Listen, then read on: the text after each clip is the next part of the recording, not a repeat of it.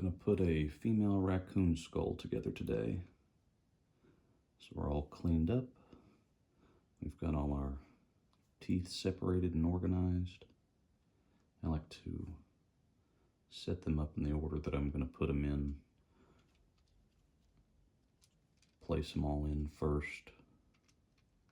And that way I know that I'm not gonna make any mistakes as I go through and glue them in.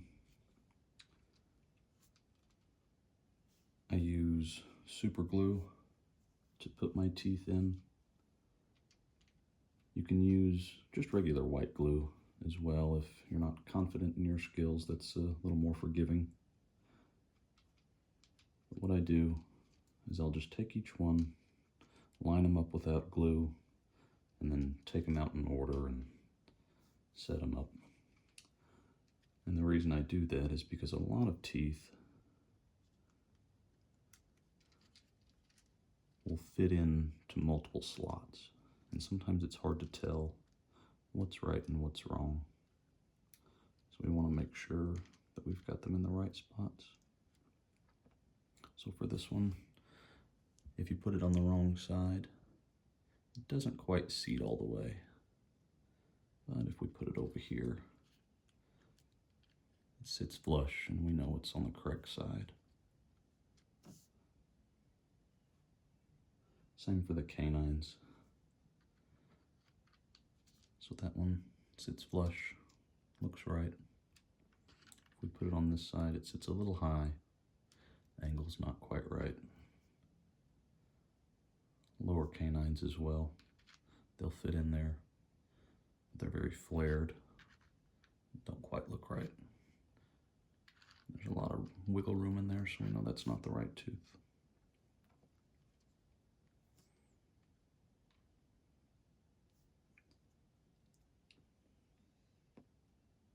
I clean all my skulls by macerating them in water. This one had to be degreased for a couple of days, and I whitened it in a peroxide bath for about a week. We've still got some staining under the eyes, but overall, we're pretty white.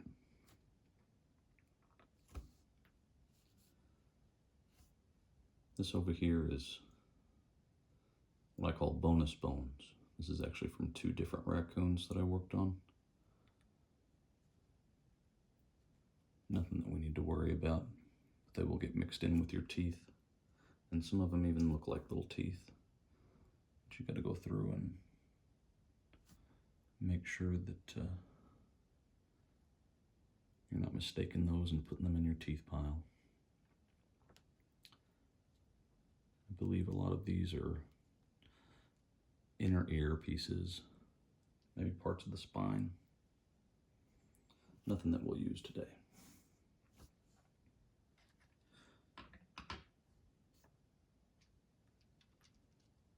So we'll start with the skull and then work our way up to the mandible.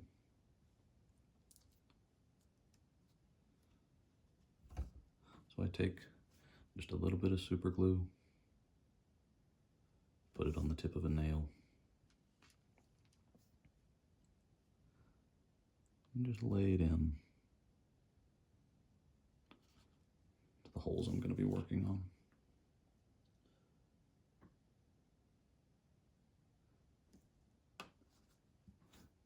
Now when we're separating our teeth,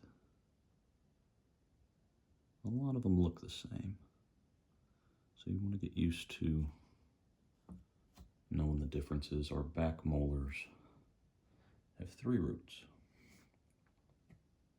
as opposed to our premolars, which only have 2. And none of our teeth on our mandible are going to have 3 roots, only 2. So take that, and it presses right in.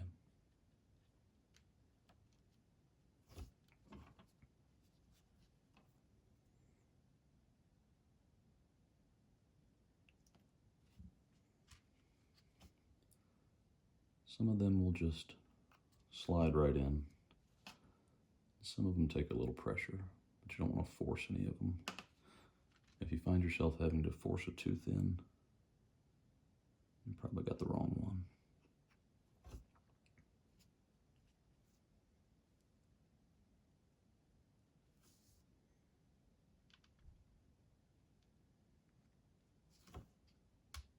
You can hear it click. They won't all do that. But these back molars do. And what I'm going to do after I get done with these is I'll go in to these molars that didn't want to come out, that are rattling a little bit. And I'll put a little glue on those just to keep them from being loose. Onto our premolars.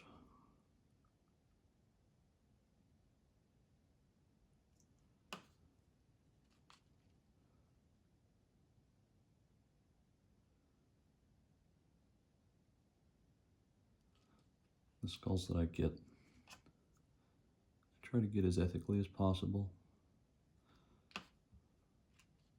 All the animals I work with are local and native, and either died of natural causes or were hit by cars.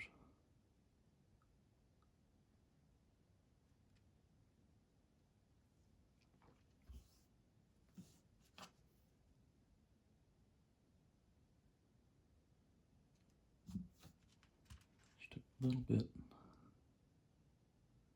and you don't have to get it down inside, just on the surface and the root of the tooth.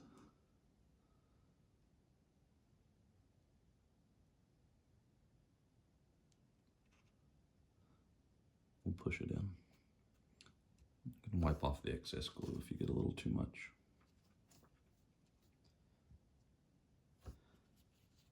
For our canines, we want to use a little bit more than we would on our molars and premolars. And this you can take and put right on the inside. Maybe a little bit more.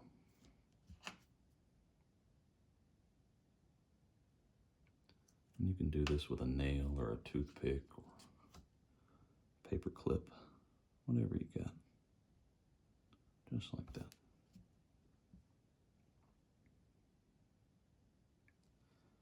And that root slides all the way down. You shouldn't have any movement.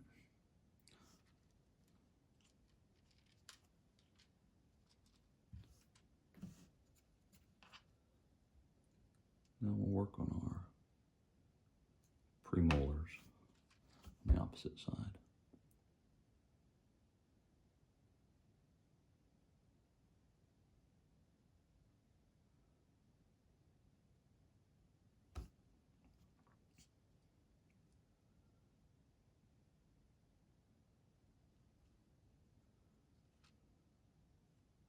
Wipe some of that extra glue off of there.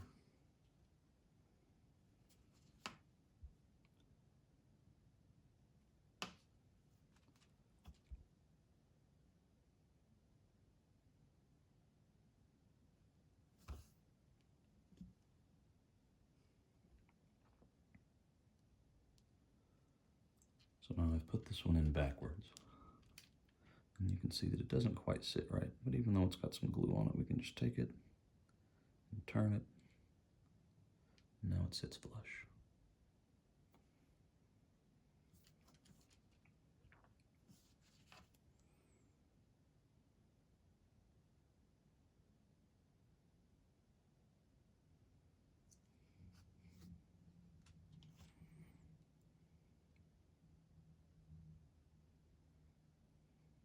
A little bit more for that one.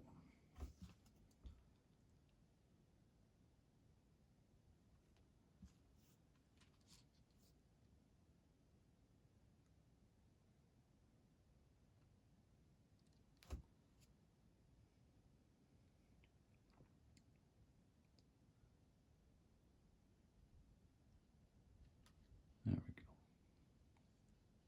And a lot of times when we're working on our skulls, especially if they are roadkill, we'll have some breaks in our bones around the eyes here.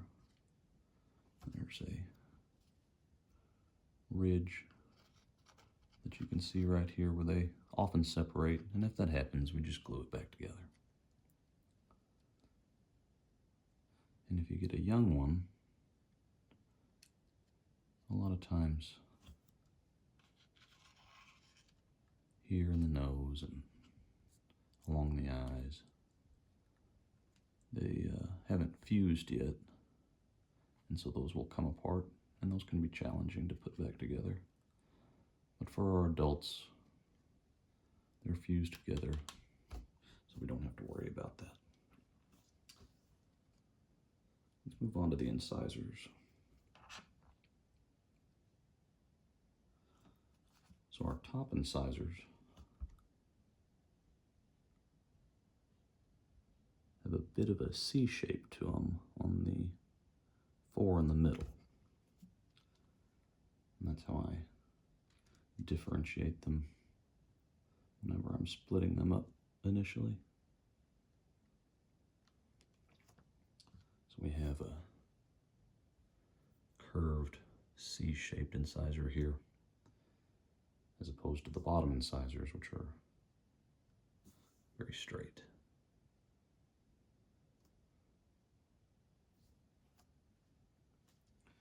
And when you're lining them up, it's very easy to get them in the wrong spaces because they all fit in every hole in the front.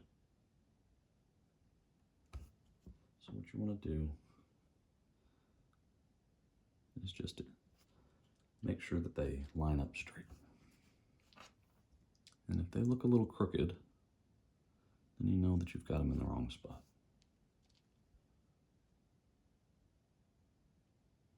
For these, we can do a couple at a time. If you get too much glue, just like that.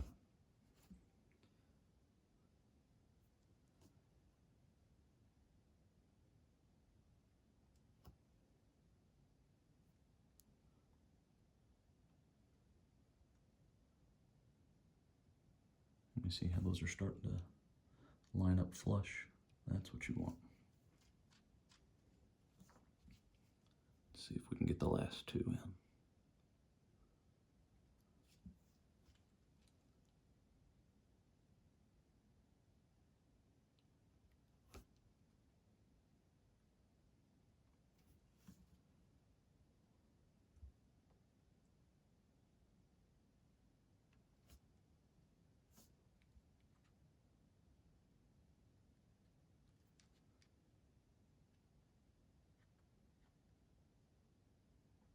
There she is. Nice straight line.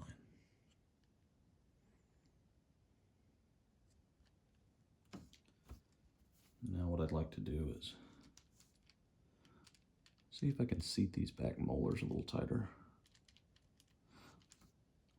So she's not giving me a lot of room to work with, so I think what I'm going to do is right there where there's just a little gap right by the roots. Just see if I can get a little glue in there.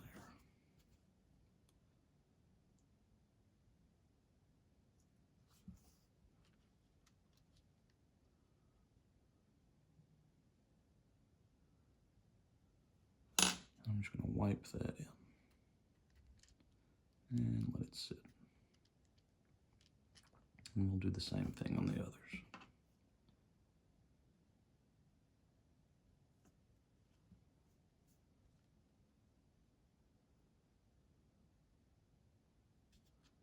Just a touch. And if you want to leave them loose, that's fine too. If you can't pull them out with your fingers, they're probably not going to fall out on their own.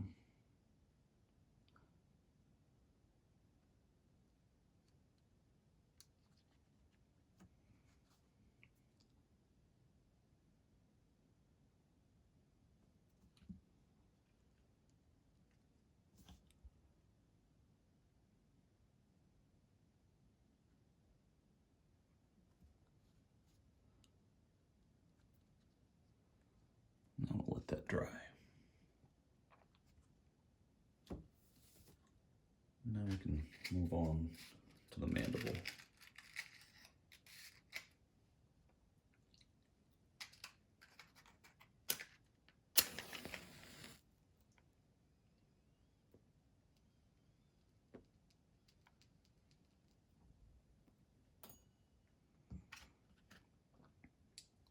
And again, a lot of times our mandible during cleaning will split right here.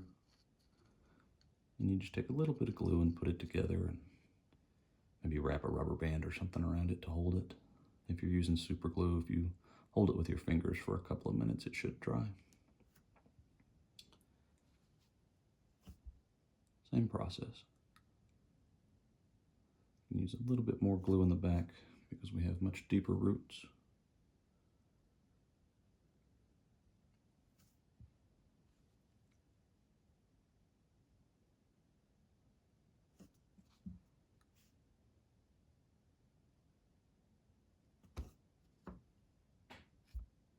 And the thick part of the root goes into the back, just like that.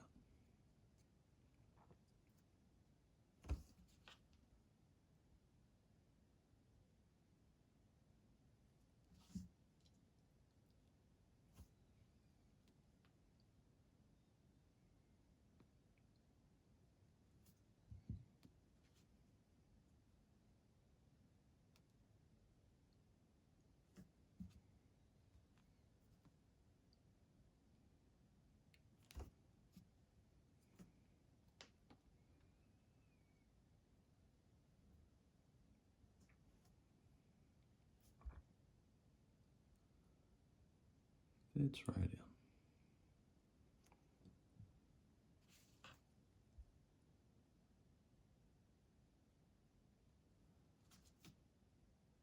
And these second molars,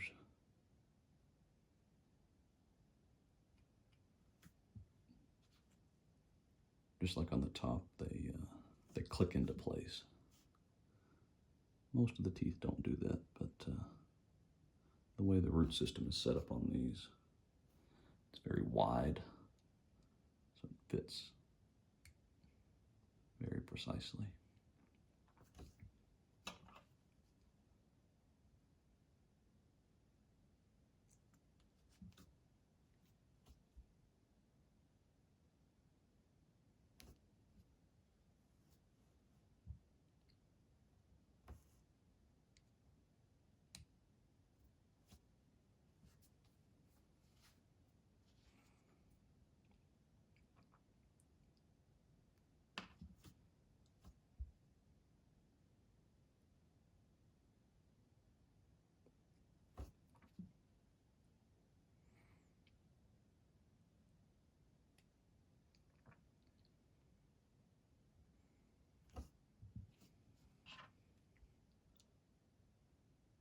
And we'll work with double root molars all the way up until just behind the canines. We've got the canine and then one tooth with one root. And again, a lot of these look very similar, especially on the lower mandible. So it's very important to go through beforehand and make sure that we've got the right ones. See how flush that fits? If you put it in backwards, it really won't fit at all. That's pretty obvious. But if we put it on the wrong side, it almost fits. Still pretty obvious that's not the right one. Let's use a better example. Let's maybe take the one that goes in front.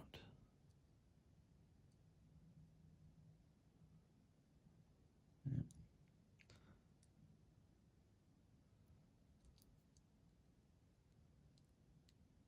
There, that's a better example. See how that almost fits, but we've got just a little gap.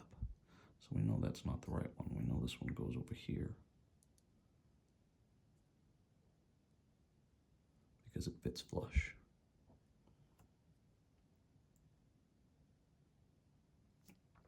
And we do have one premolar on the top that looks very similar and fits very similar to one of the premolars on the mandible. And that's normally the one that gets mistaken, glued into the wrong spot.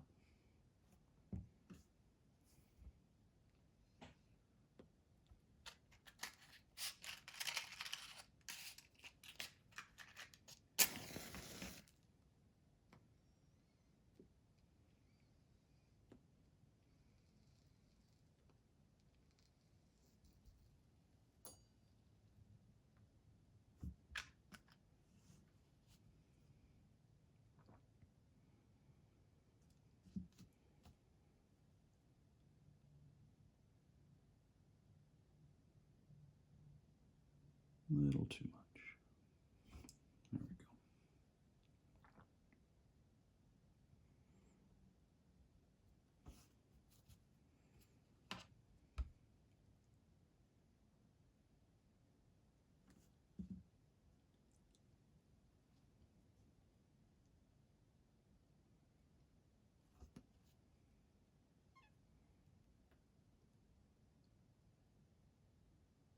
Turn that one around.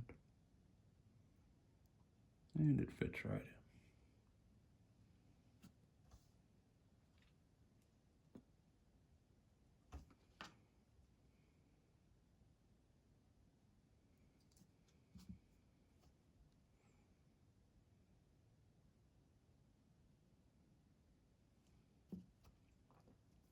in. Now, during the maceration process, and oftentimes if you're finding your skulls that are already in a state of decomposition, you're going to miss some teeth. And that's all right. It gives them a little character. And that being said, she's missing 2, I believe, maybe 3. She's missing one of these very, very small teeth that goes right behind the canine. The only one I have is that one. So we're going to have a missing spot right here, but that's okay. I do suggest that if you are going to macerate your skulls instead of using a dermestid colony or any other options, that you use a filter of some kind so that you can make sure to get all your little teeth.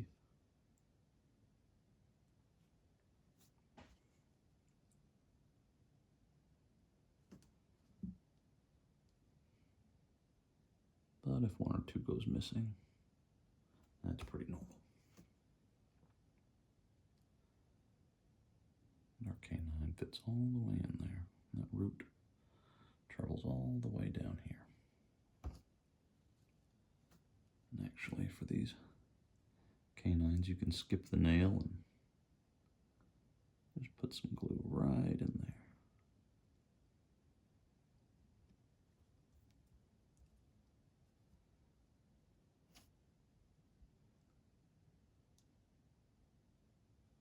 There we go.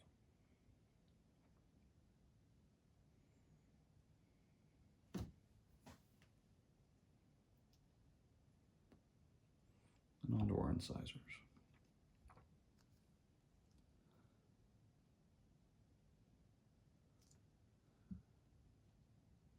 And yes, we're missing 2. I'm missing 1 incisor here.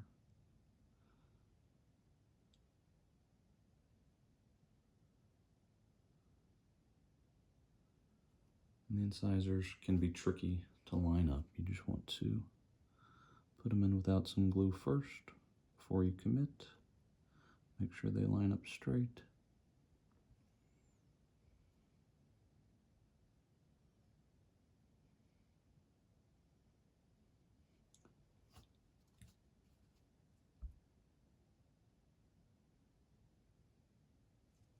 For this one, we'll see if we can get all 3 at once.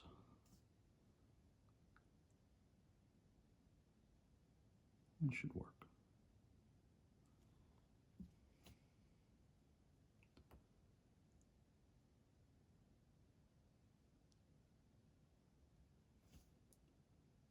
1,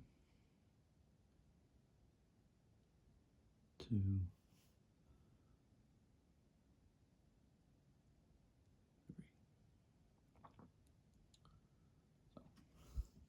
We're lined up fairly straight. And we are missing one. We've got a little bit of a gap there because we're missing a tooth, but that's okay.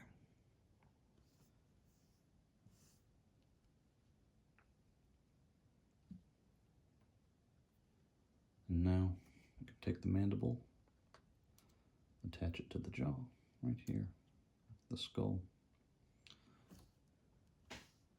And that's our raccoon.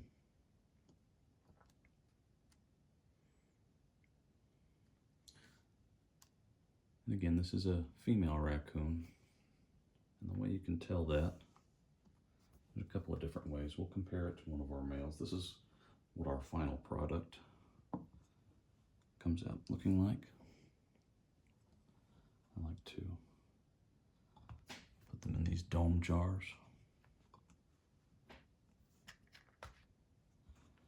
A little bit of hide, a little bit of tanned hide on the bottom.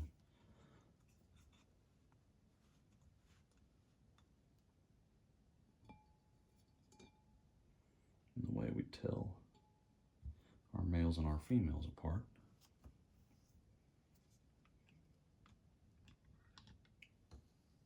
Is here at the base of the skull. So we've got a little ridge here. That's the sagittal crest. And if it's pronounced, then we know it's a male.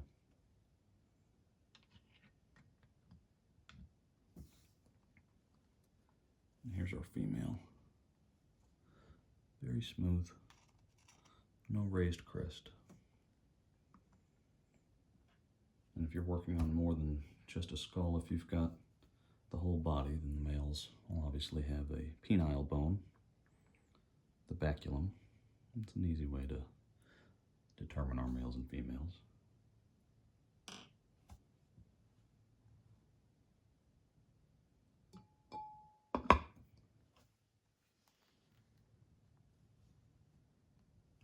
And that's how raccoon skulls are assembled.